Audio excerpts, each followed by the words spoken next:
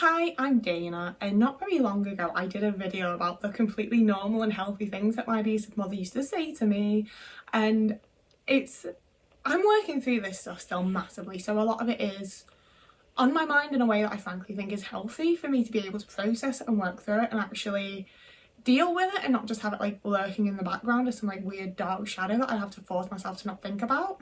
Like, I feel like just thinking about it and dealing with it means that eventually I won't have to think about it and deal with it. And a lot of you guys shared stories and things that your parents did and said to you as kids and as adults and everything else. And it got me thinking about a lot of the things that my mother did. And I thought that would be a great video. It's so fun. I struggle more with like actions than I do words, to be honest with you, because like I was raised by my mother, so obviously I've adapted some things from her, I learned some things from her, and I'm definitely still unlearning not saying mean things when I'm angry at people. Like, that's definitely a big thing that I do, and I might mean them, they might be honest, but it doesn't mean I have to say them, you know? And she just did. So it's one of those things where I'm sort of more forgiving of that because it's definitely a trait that I've done myself. Whereas things that she did, the actual actions, I'm a lot more like, why would you do that? Why did you not think about that? Like, come on now, what the fuck? And it does make me a little bit more uncomfortable to talk about them. So if I'm a bit awkward and weird in this video, I'm sorry. I feel like there must be things that other people have had happen that are similar, and they're probably still in the situation that I was, where I thought it was just completely normal, healthy parenting and I was just being sensitive because that's what I was told all the time. I do really hope that this can be of use to someone, that someone can like figure some stuff out from it, that it can just be helpful and useful and I don't have to just deal with it all for no reason, you know? So the first one isn't actually, like, I do have a list for this one, I'm getting fancy, and my first one isn't actually on the list because it was while I was setting up for the video and I was doing my hair. I remembered when I first got my hair cut short, because I must have been like 22, 23 the first time that I got my hair cut to like around here, and I feel like we're going to be having a lot of that where I like go to say something and it just won't come out. So I'm sorry, it's how I exist. I've never liked hairdressers very much. I have found one recently that I really like going to and I'm gonna stick with them until, like, unless that place closes down, I'm going to that place. But for the vast majority of my life, I really hated hairdressers, and especially because my parents forced me to keep my hair extremely long. I would have been around 11 the first time I was allowed to cut my hair short, and it was to like here, like it was like still almost at my belly button, and that was like a fair few inches lost. And like my hair became like a really big trauma point. Like my hair was a whole massive thing where like my mum was obsessed with it. My mum was fucking obsessed with my hair. And I don't really know why, because we had all sorts of situations with it when I was younger, because she hated having to brush it, she hated styling it for me, she despised all that kind of stuff.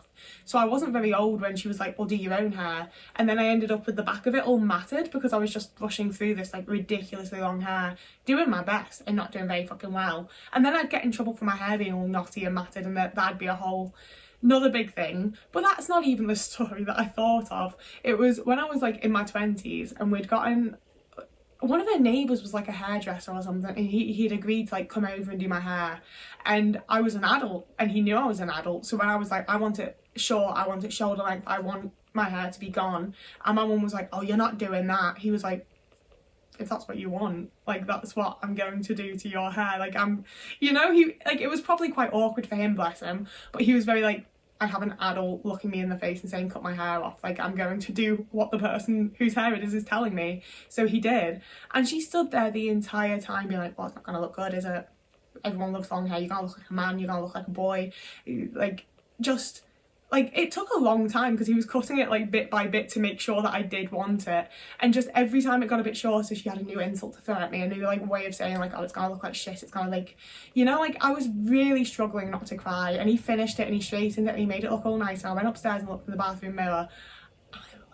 I loved it so much. Like I say, it was not as short as I have it now, and this is growing out a bit, to be fair, but it was still the shortest that I'd ever had by a long shot.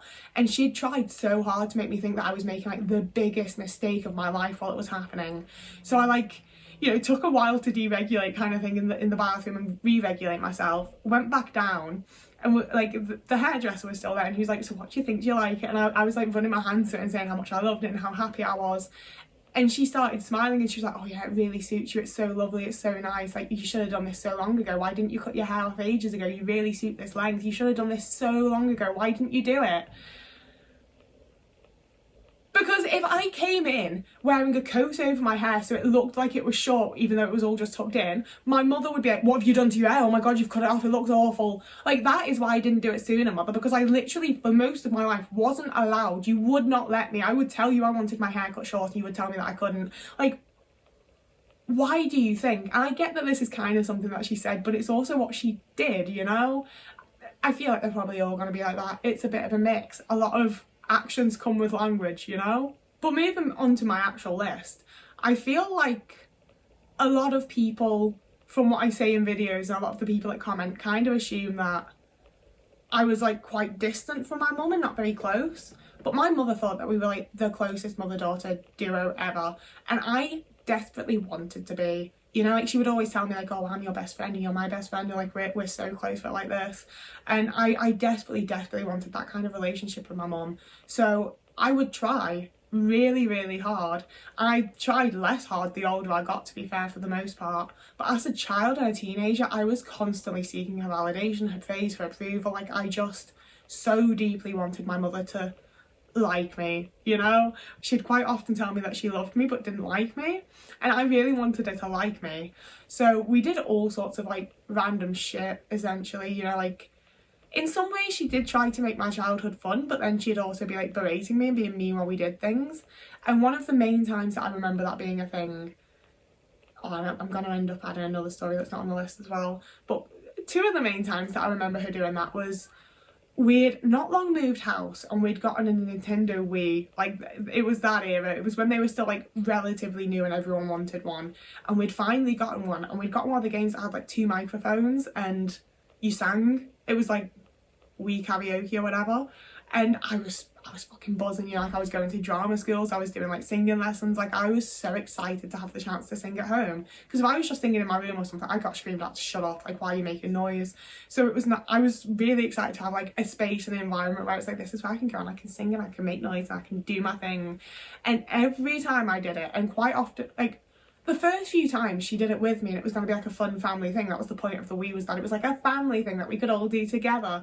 So we did it together a couple of times, and we also had the I can't remember what it's called, the Just Dance. We also had that. And if I did either of them, she didn't do it when I was doing like Wii Sports or like the games that I didn't care about. But like I said, I was going to Lipper 419, so we did 3 hours on a Saturday. It'd be an hour of drama, an hour of singing, an hour of dance.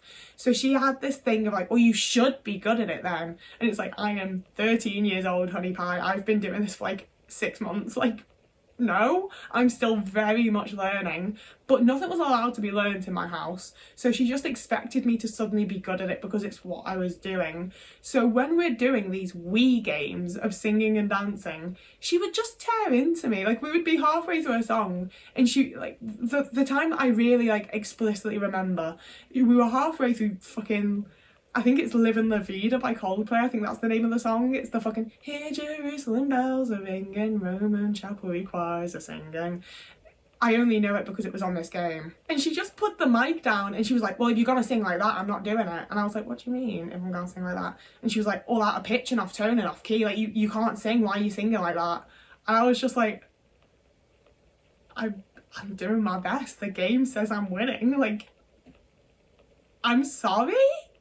You know, like, so often I did not know what to say to my mother. I had a lot of times that she would then start shouting at me for not saying anything, because I would literally just be staring at her frozen, because I didn't know what the fuck I was meant to do in this situation. Like, why is my mum just suddenly being horrible to me and making me feel really bad? You know, like, I don't know what I'm meant to do or say. And similarly, if I was doing the like Just Dance game, she'd be like, oh, that wasn't the right move. I'm like, the game's telling me that it fucking is. The game's telling me that I'm winning. And you're just standing there like berating and humiliating me for trying to play a game and have fun. And like I said, that prompted the thought for me, because when I was 14, she took me to Cardiff, me and my oldest brother. She took us to Cardiff for a weekend, and it was a massive deal. She had booked us in on like a bus slash walking tour of Doctor Who and Torchwood filming locations. We were going to the museum, we were going to go and visit like the Keon Islands so we could spend plenty of time with the water tower and stuff. It was one of those whole big trips where like it was just for me, and sure, my older brother who's also really into Doctor Who's tagging along, but we're gonna like, that happened quite a lot throughout my childhood and teen years where like we'd be doing something that the whole family would technically enjoy, but my mum would make a whole thing about how it was just for me. And like that totally didn't build up resentment from my brothers towards me or anything, thanks. But we'd gone to Cardiff and it was such a shit trip, you know? Like, I remember we started off in the museum and her phone camera had stopped working and she was like, oh, so we can't even get any pictures, so what's the point in doing it now? And it's like, I didn't realise we were just here to take pictures. I thought I was here to experience my favourite show in real life and see where the Doctor walked. You know, like, that's the thing, is it's such a mixed bag, because when I think about like walking into the museum in Cardiff and seeing the fucking steps and the statue where the Doctor and Amy were, and like we saw a Vincent van Gogh painting, like, and we saw the fucking balcony where you first see Jack in the empty chair, like that's like, I love Doctor Who so much, and we were in the places that were from Doctor Who and it was the sickest thing in the world. And if I just focus on that side of it, it was the world's best trip, you know. And that's what I fucking told my mother. I was pure excitement, pure like, everything's great, everything's so brilliant. And my mother was just, every single part of the trip had some sort of issue, she had some sort of complaint, and constantly reminded me, I'm only doing this for you, we're only doing this for you. And it's like, great, I get to spend the whole weekend with this big dark shadow of the fact that everybody, like, my mother's doing this for me and she hates it and she hates everything we're doing and she's having a horrible time, but she's putting herself through it just for me. And like, it could have just been a fun trip that we all fucking enjoyed, and there were moments that were really fun as well. Like, that's the thing that like kept me going back for more with my mother, was that we'd have the moments that were lovely. Like, we'd stopped off to get a milkshake, and it was very rare that we got like treats like that when I was a kid. So we'd stopped at like some random place in Cardiff and we'd gotten milkshakes and it had the cream on it and everything, and I was looking around and I was like, this is the diner from the fucking astronaut episode. This is meant to be in Arizona, but it's in fucking Cardiff and we're in it. The Doctor's been here. And my mum got like all excited with me and she was like, oh, isn't this brilliant? And it was a lovely like shared moment of excitement and joy between me and my mother, because she'd like seen that episode and it like prompted excitement in her. And it's like, I understand that there was like more of like a connection or whatever for that specific thing, but it's also like, can't you be excited that we're seeing Most Tyler's block of flats? Like, why can't you be excited about the rest of it? Why can't you just be nice for like a weekend? Okay, so we're gonna continue on the list for a moment, and I feel like because I mentioned like the resentment that she built towards me for my brothers, I should go on to the next point, which is, so before I was born, I was the baby of my family for a good long while. I think I have a cousin or two that's like around the same age as me, but I never really saw any of my extended family, and now I do not see anybody at all. So before I was born, when my brothers were little, because they're 8 and 9 years older than me, there was some sort of family shenanigan that happened that meant that my cousin went to live with like my mum and my brothers for a while, I think before my dad was in the picture, because my brothers have a different dad. But for a few months my cousin lived there.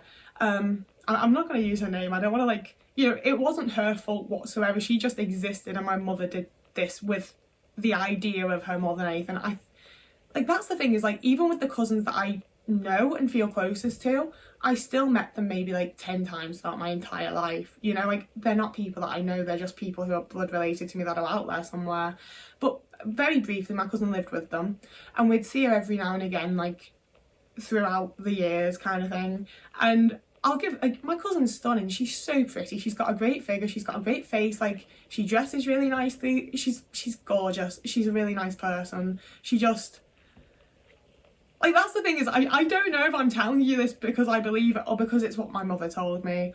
My mother fucking adored our cousin. She loved that woman so fucking much, and there were so many times throughout my childhood when I'd do something or like something would happen within the family or whatever, and I'd react in a way and I'd get told such and such, like specifically cousin's name wouldn't do this, cousin's name was nicer, when cousin's name was here she did this and this and this, cousin name. And it was so often, you know, like, that's what really gets me, is it was so regularly right up until like there was a point when it stopped, and I want to say it was when I was like maybe like 16 or 17, and I couldn't tell you why it stopped, it just did, maybe because we hadn't seen her in so long at that point, but just everything about me as a child was compared to the few months that she'd lived with the family, like being a part of the like immediate nuclear family, and how she had just fitted in so much better and been so much more fun to be around, and everyone liked her so much more, and the family was just like a better unit with her instead of me. Again, I am realising this is more so something that she said. Perhaps this is less things that she did and just like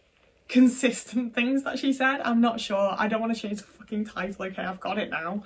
But that's the thing, is it's not so much that she said it, it's the fact, it's the behaviour of consistently comparing me to someone who's not there, who is just this external figure who, like, as much as it was put on to my cousin specifically, I don't feel like it was anything to do with her. It was just a way of saying, you don't fit in, you don't belong here, we don't want you, you know? It was very much just a way of pushing that message to me, and my poor fucking cousin was just used as a vessel for my mother to be able to do that. And the similar thing, which is massively me going off list, we haven't covered half the list, to be honest with you, and I think this is going to be the last point of this video, but it always really got to me and really confused me, because my friends, like, my mother worked in my school for a good little while. She volunteered to do the like toast run in the morning break time, and then she ended up getting a job as a dinner lady, and she'd been like a teaching assistant at one of my earlier schools. Like, my mum, when I was in primary school, was quite often just around the school, and the kids loved her. Everybody fucking adored her. Everyone thought she was the best mother in the whole entire world. There were people that called her Mrs. Weasley because they were like, that's what she is. Like, she's this, like, you know, slightly plump, like, friendly looking woman who gives all the kids a hug and makes all the kids feel better, and, like, she always knows what to do. And, like, she was for them. She absolutely was. You know, like, if I was talking to her when a friend was there, she was so nice, she was so lovely. She wasn't like that for me, you know? Like, I had friends that were in, like, very genuinely, like, not nice at all home situations, significantly worse than mine. And they'd be saying how much they wished they had my mum, and they wished that they had this and that, and they were, like, so jealous of my life. And I'd be like, because, like, I was aware that I had it a lot fucking better than them, and I was having a lot easier time. But also, the mother that they had from my mother was not the mother that I had, you know? And she very much was, like, she mothered children so much. Like, she'd become a teaching assistant because she loved kids so much. She was so nice to them, and she knew just what to do with them. And yet when it came to me, she just fucking hated me. Like, I really, like, did not feel liked by my mother for the vast majority of my life.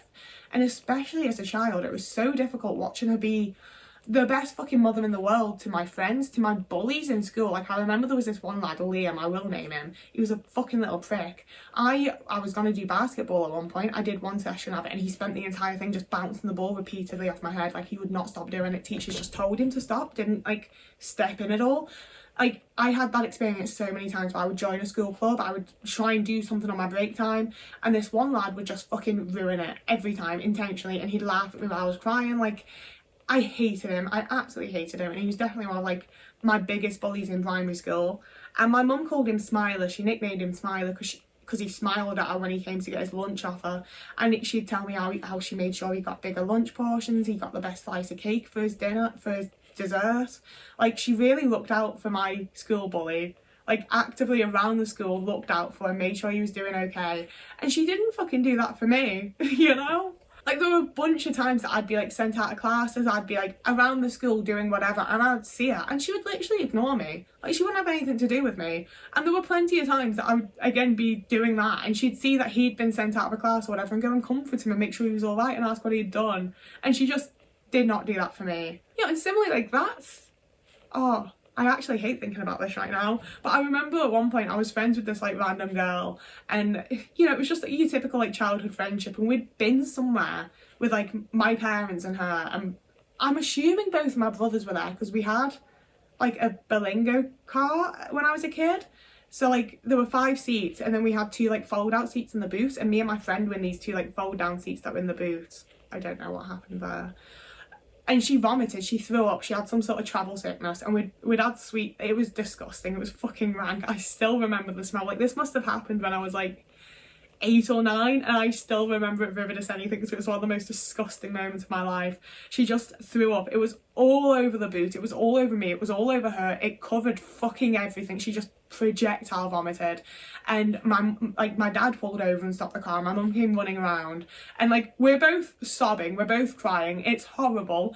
My mum tells my dad, start cleaning up the vomit, and she unbuckles my friend's seatbelt and pulls her out the car and starts like wiping her off. And because she's crying, she gives her a big hug and she's telling her, oh, it's all right, like, you know, really comforting her. And I'm just sat there letting it happen, because they had like the child safe fucking things, I couldn't undo them. So I sat there and let it happen, and she like comforted her, and I thought she'd like move on to me next, because my dad was just sort of like slopping vomit out of the boot and trying to clean it.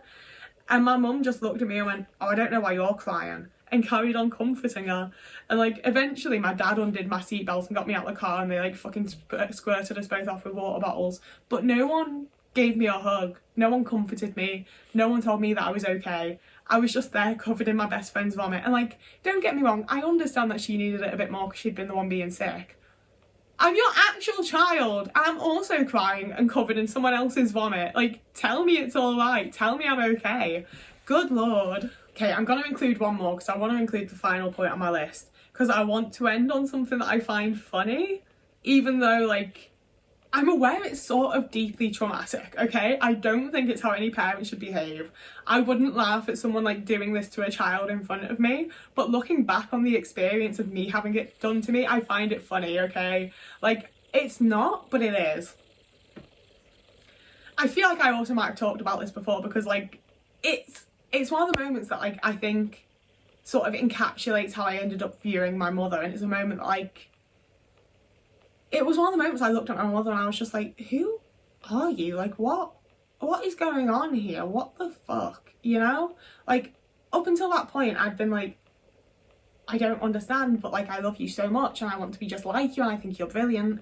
And this was the moment I was like, I don't think you're brilliant. And I don't think I want to be like you. Like, damn, like, what are you doing? So I would have been 13, maybe just about 14.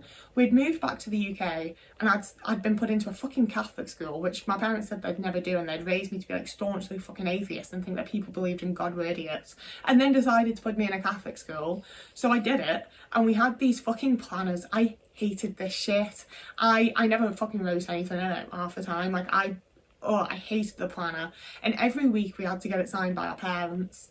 And very nearly every week I would take it to my mum, and I'll give that like quite often it was like a Sunday night at 7 p.m, but also she just had to sign her signature. Like, that was literally all. She just had to scribble on the bottom of the page, you know? So I'd take my planner to her and I'd be like, can you sign my planner for the week, please? I need it sorted. And she'd be like, why do I have to sign it? And I'd be like, as I've explained several weeks now, that's what the school expects you to do. It says parent signature. If I don't have it signed by a parent, I get in trouble. I need you to sign it. And she'd be like, well, why do I have to sign it? And I'd be like, I need you to sign it so I don't get in trouble with a teacher, because the school rule is that my parent has to sign my planner. And we'd do that back and forth for a little bit until eventually I'd get fucking frustrated and I'd be like, I just need you to sign it so I don't get in trouble. And that's when she'd like smirk a little bit. Like, my mother had this look sometimes where like, I wanted to slap her. I never did. I never would. I wanted to, because she would just like, she was trying so hard not to smirk, but like, she was so excited for what she was about to do that she couldn't help herself. And she'd look me dead in the eye as like a little 13, 14-year-old who's just gone, I'm going to get in trouble with my teachers. And she'd look me dead in the eye and go, is my face bothered though? And I'd be like, what? And she'd be like, is my face bothered though? And we would then like, as it happened more often, it was a shorter amount of time, because I would just turn around and leave and be like, fuck it, it's more worth getting into trouble with my teachers than it is going through this again. But like, the first few times it happened, I would consistently be like, what are you doing? Like, are you being serious right now? I'm going to get in trouble. I need you to do this, or I'm getting in trouble at school. I'm going to get a detention. They're not going to let me have my lunch break. Like, they might fucking put me in isolation if this keeps up. Like, I need you to just sign my planner. And she would smirk and look me dead in the eye. Is my face bothered though? Is my face bothered? Just, that was all she would do. Just fucking Catherine Tate quotes. And not even like good Catherine Tate quotes. Literally just, is my face bothered? My face bothered though. And like, the first time I was just baffled by this fucking behaviour out of my mother, and she honestly must have been doing it for like 40 minutes until I was like, okay, I'll go fuck myself then, like, never mind. But like, she just kept doing it, like every single fucking week, you know. And like I said, I did quite often ask late at night, in the evening on a Sunday, but like there were times that I was like, I'm gonna get around this, and I'd ask on like the Friday afternoon. It did not matter when I asked, it didn't matter how I asked, it didn't matter, like, it did not fucking matter. She would Catherine Tate me. She would just Catherine Tate me, you know? And like, I can see why that would be funny in certain situations, but when you have a child looking at you saying, I'm going to get detention, and if this carries on for like so many weeks, then I'm going to get put in isolation for it, like, sign your children's planner. Like, you should be bothered. Your face should be bothered. They're going to get in trouble. So yeah, that's some of the things that my mother, I guess, said and did, to be fair, throughout my like childhood and teen years, that I've increasingly realised just aren't normal, healthy ways to treat children, and we're definitely abusive in ways. Like, it's a very complex and nuanced situation, but like, there's just so many things where I'm like, why would you do that to a child? Like, what was going on in your brain for that to be a thing? So yeah, I hope this is helpful to someone. I hope someone can like, hopefully, like, maybe figure out more of their own life and figure out more of what's gone on in it, and yeah, like, process and heal from it, and all the good stuff. I hope people can get some good shit out of it. I really hope it's not just me trauma dumping on the... To be fair, I don't feel like it's like trauma dumping, because I'm not like... I don't need your sympathy, I don't need your pity or anything. Like, I'm dealing with it more so than dealt with it, I suppose. But like, I'm also not like I just don't feel traumatised by it anymore, you know? Like, if we'd been talking about this stuff like 4 years ago, I'd have been crying because it was all like brand new realisations. But at this point, it's all stuff I'm like, yeah, that were kind of fucked up, shouldn't have happened like that. Like I say, I'm dealing with it, I've dealt with some bits, like, I can talk about it in a way that I feel like is honestly fairly healthy and okay, and like I say, I hope it can help other people out a little bit. So I'm gonna shut up and go now. You can like and subscribe here if you fancy it, if you want to. I enjoy getting subscribers here. I like having people in the community. I always want to say community, like the bit in Drop Dead Fred when Lizzie's mum's like, we are pillars of the community. Yeah. You can also find me over on TikTok, Blue Sky, or Patreon. TikTok, Blue Sky, or Instagram. And you can also find me over on Patreon or Ko-fi if that's something you choose to do. You don't have to, you can do what you fancy. Whoever you are, wherever you are, hope you have a lovely morning, evening, day, afternoon, week, month, year. And I'll see you again in a couple of days.